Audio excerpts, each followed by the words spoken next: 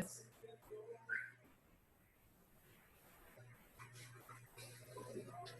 Mecánica celeste, ¿no? Mecánica celeste.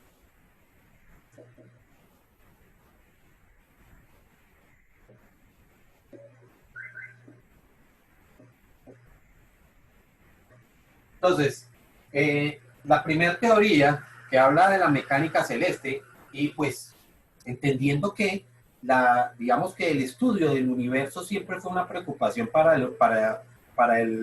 los hombres, ¿sí? Hablo de la especie humana, y pensando en ello, pues muchas cosas se establecieron de acuerdo precisamente a los ciclos de los cuerpos celestes. Entonces, desde la antigüedad se ha conocido que, por ejemplo, procesos como la siembra han estado basados en el comportamiento digamos que de los ciclos de los, de los, de los cuerpos en el universo, ¿sí? Entonces, de acuerdo a cómo se veía que se presentaban algunos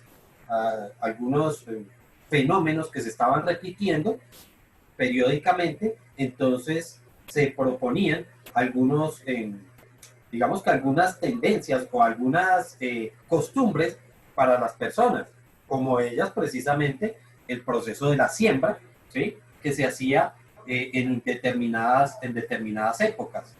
Otro era pues la predicción de algunos fenómenos que se podían considerar como que estaban cumpliéndose en determinados ciclos, ¿sí?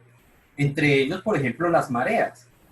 Todos ustedes saben que por algunos fenómenos que vamos a hablar un poquito más adelante, por algunos fenómenos celestes del universo, entonces se producen fenómenos como las mareas. ¿Ok? Entonces, debido a eso, el hombre siempre se preocupó por entender cómo era el comportamiento de los cuerpos en el espacio. ¿Ok? La primera teoría, entonces, se llama el modelo geocéntrico.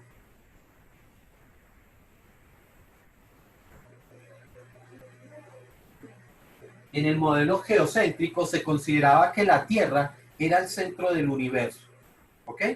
Y la Luna era el parámetro que había entre lo que estaba antes del universo y después del universo, ¿ok? O sea que la Luna era un espacio que quedaba, o recorrido de la Luna era un espacio que estaba alrededor de la Tierra. Y con respecto a ella, entonces estaba lo que estaba al interior, que es lo que se le llama sublunar, y lo que estaba después, que se le llama o se le llamaba supralunar. Entonces, lo que estaba antes de la Luna se consideraba como algunas cuestiones imperfectas, como era precisamente la Tierra, ¿sí?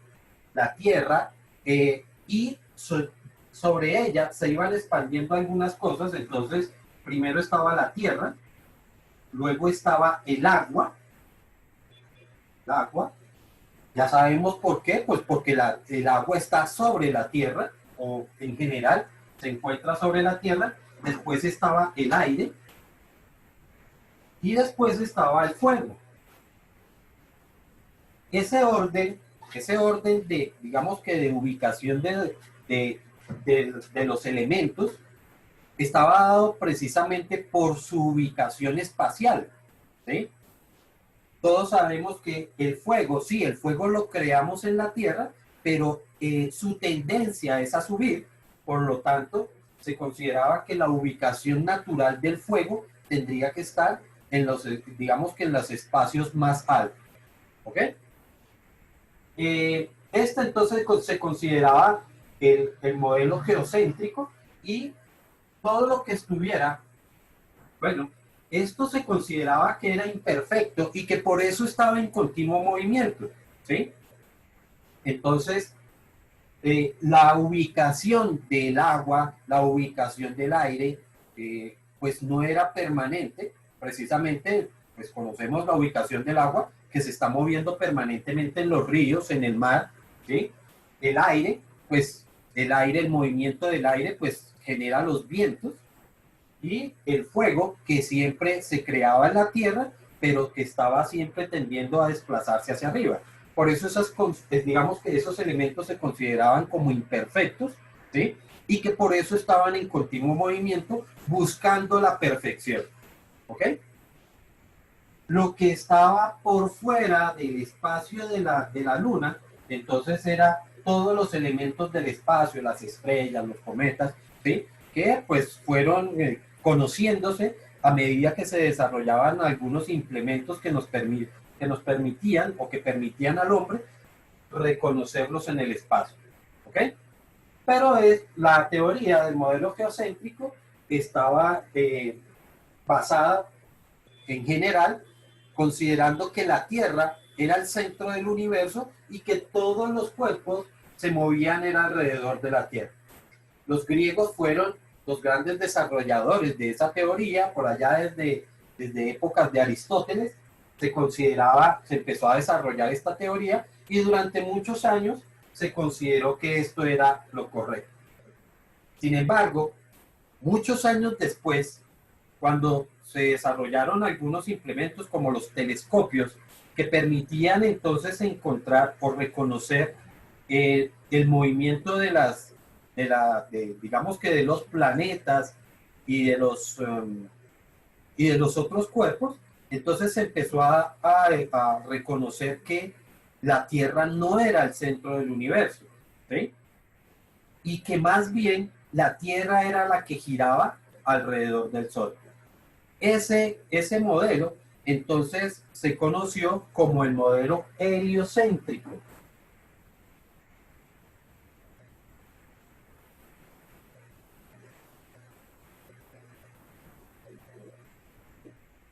¿Ok? Entonces ya el modelo heliocéntrico no hablaba del movimiento de la Tierra o de los cuerpos alrededor de la Tierra, sino que era la Tierra la que se movía alrededor del Sol. Inicialmente se consideraba que el movimiento de la Tierra alrededor del Sol era un movimiento circunferente, era circular, perdón, ¿sí?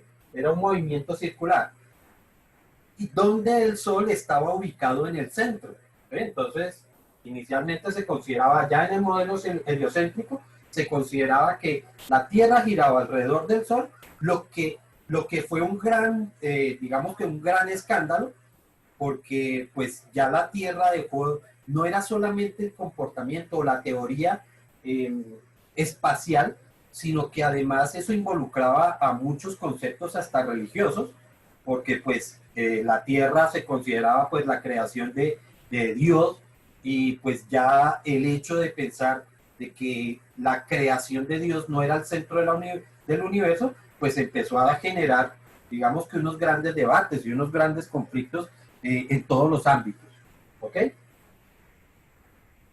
Entonces, primero se consideró en el modelo heliocéntrico, perdón, que la Tierra era la que, perdón, sí, la Tierra que giraba alrededor del Sol, pero giraba en una circunferencia y además el Sol era el que estaba en el centro de esa circunferencia. Sin embargo, años más tarde, con la creación o el nacimiento de Johannes Kepler, ¿sí?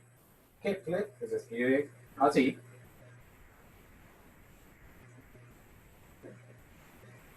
entonces vino a darse digamos que ya las primeras teorías más reales sobre el comportamiento del movimiento de la Tierra. Johannes Kepler entonces publica 3 leyes, ¿sí? Que son lo que se conocen como las leyes de Kepler, ¿ok? Y con lo que realmente manejamos o se trabaja hoy día, o lo que se conoce del movimiento de los cuerpos hoy día, ¿ok?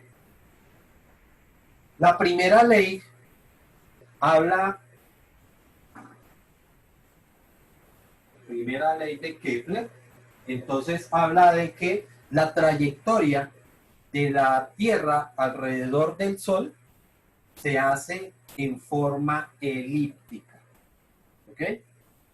Donde el Sol está en uno de sus focos.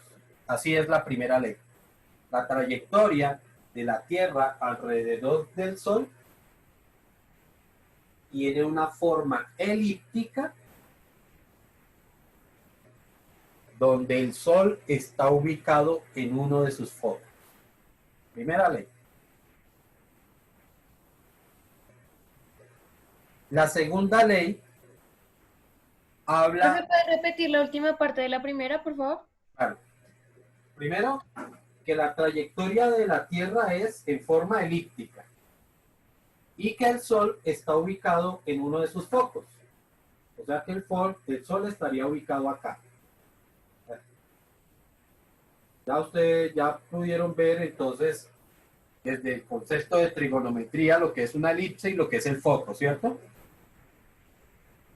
Entonces, el Sol está ubicado en uno de los focos de esa trayectoria elíptica.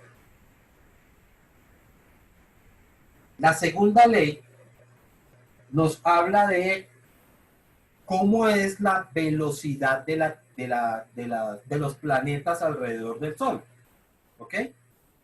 Y lo que dice es que cuando un planeta se desplaza desde un punto hasta otro punto, digamos que pasa desde este punto, desde el punto 1 hasta el punto 2, entonces forma un área con respecto al Sol.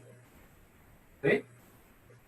Esto lo estoy diciendo de esta forma es para que lo podamos entender, pero ya les digo textualmente qué es lo que dice la ley. ¿Ok? Entonces, como la Tierra está girando alrededor del Sol, pues está pasando desde el punto 1 hasta el punto 2, ¿cierto? Y en ese desplazamiento forma un área con respecto al Sol. ¿Ok? Con respecto al Sol está formando un área. Lo que dice el señor Kepler es que es el tiempo, y aquí utiliza un tiempo determinado, ¿sí? Llámenlo ustedes un mes, un bimestre, un trimestre, lo que sea. Pero para hacer este recorrido se tarda un tiempo determinado. El señor Kepler lo que dice es que siempre el tiempo, si se repite ese tiempo, el área que se forma siempre es la misma. O sea que esta área que hay aquí es igual al área que hay aquí y el tiempo que tarda en hacer este desplazamiento es el mismo tiempo que tardaría en realizar este desplazamiento. ¿Sí? Es decir, que si ahora estamos en un punto 3 hasta un punto 4, el tiempo que tarda en pasar desde el punto 3 hasta el punto 4 es lo mismo que el tiempo que pasa desde el punto 1 hasta el punto 2. Y que el área que queda aquí es igual al área que queda acá. ¿Ok? Geométricamente esas dos áreas son iguales. ¿Listo? Eso es lo que dice el señor Ley en su segunda ley. Pero ahora sí lo vamos a dar, digamos que en su teoría, ¿qué es lo que dice la teoría específicamente? ¿Listo? Entonces, segunda ley. Dice, un planeta se mueve de tal forma, un planeta se mueve de tal forma, ¿La misma segunda o ya es la sí, tercera? sí, es la misma para decir esto ya en palabras de la ley del señor Kepler. Un planeta se mueve de tal forma que una línea trazada desde el Sol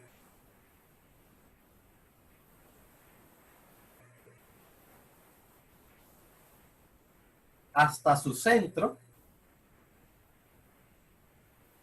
hasta el centro del planeta, ¿no? Barre áreas iguales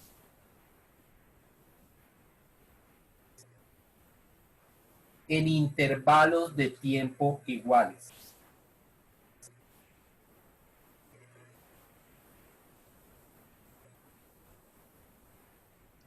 ¿Barre qué, profe? Barre áreas iguales en intervalos de tiempo iguales.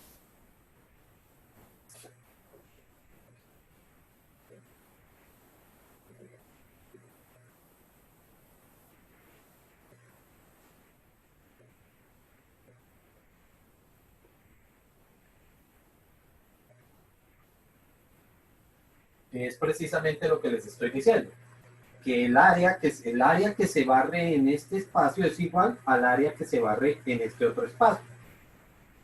¿Ok?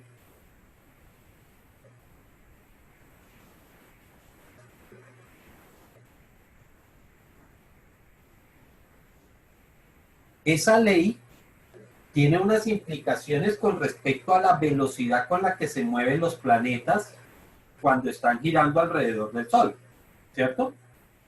Si este tiempo es igual a este tiempo, ¿cierto? Gráficamente estamos viendo que esta longitud es más pequeña que esta longitud, ¿cierto? Para que esas, digamos que para que esas áreas sean iguales, entonces esta longitud de acá, del punto 3 al punto 4, tiene que ser más grande que la longitud del punto 1 hasta el punto 2. ¿Ok? Y como nosotros sabemos que la velocidad es igual a la distancia sobre el tiempo, ¿qué significa? Que aquí tiene que haber menor velocidad, dado que recorre una longitud más corta que en este espacio. ¿Ok? Entonces, de eso se puede concluir que a mayor distancia,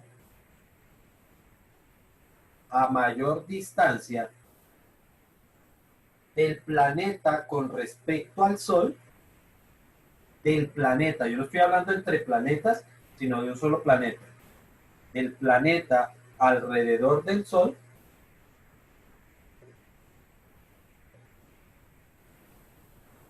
es menor su velocidad.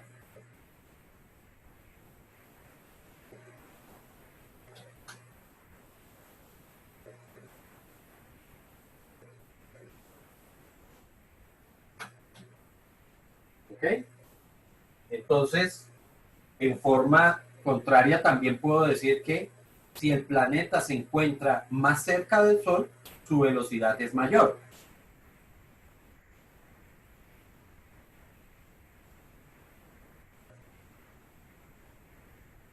¿Ok?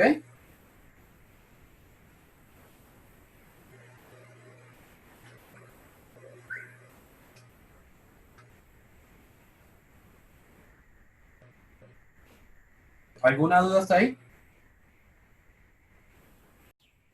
Tercera ley.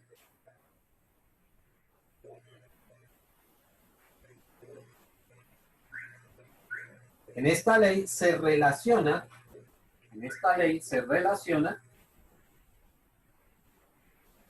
el periodo de revolución del giro del planeta, se relaciona el periodo de giro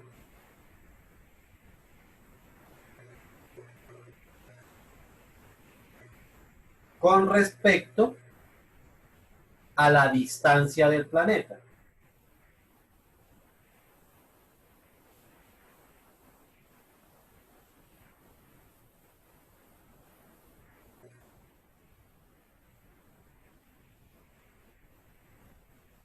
Y él propone que, estoy hablando del señor Kepler, ¿no?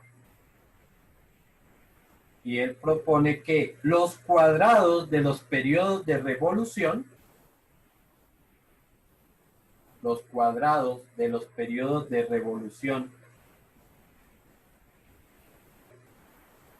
son proporcionales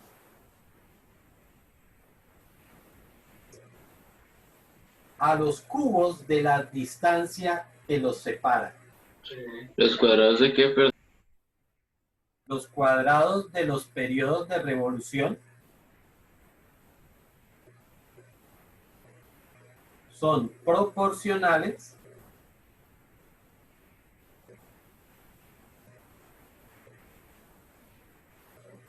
al cubo de la distancia, de las distancias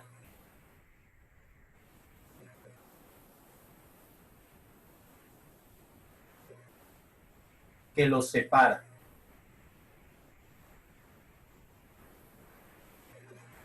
Cabe anotar que es una distancia promedio, porque ya estamos viendo que la distancia no siempre es la misma. ¿Ok? Entonces estamos hablando o el señor Kepler habla de una distancia promedio. En el dibujo que yo he hecho, pues para que pudiéramos identificar claramente que el movimiento es elíptico, pues he hecho, digamos que el gráfico está bastante aplastadito, ¿cierto? Sin embargo, la trayectoria elíptica es muy parecida a una circunferencia, o sea que no es tan aplastado el movimiento. El movimiento tiende a ser muy parecido a una circunferencia. Bueno, dejémoslo como está ahí porque en el dibujo no es que sea muy...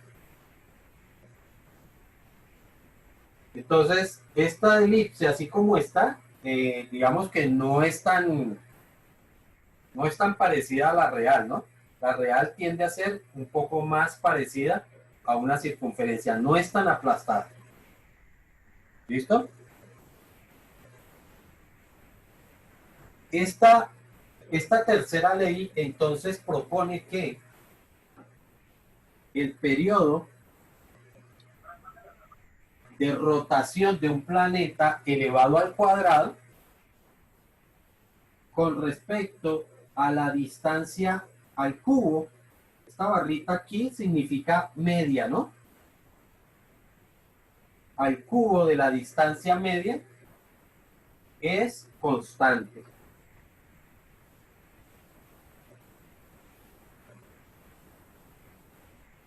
Eso es lo que significa la tercera ley de Newton. Perdón, la tercera ley de Kepler.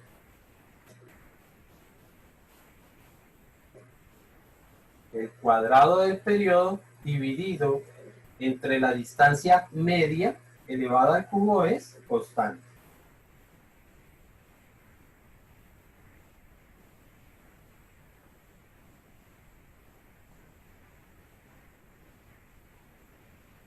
Y esta se cumple para todos los planetas, ¿no? Para todos los planetas en general cumplen esta ley de Kepler.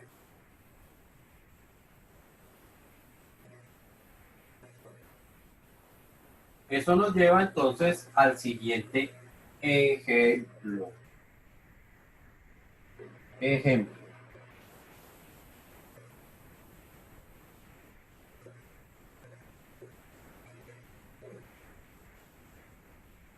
Júpiter, ejemplo, ¿no? Júpiter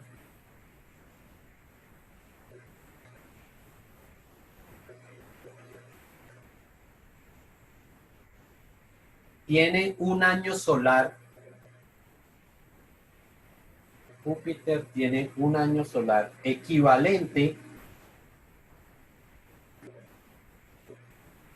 a 11.86 años terrestres.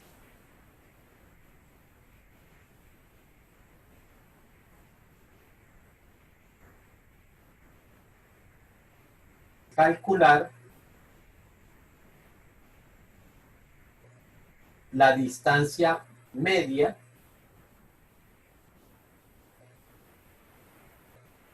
de Júpiter con respecto al Sol.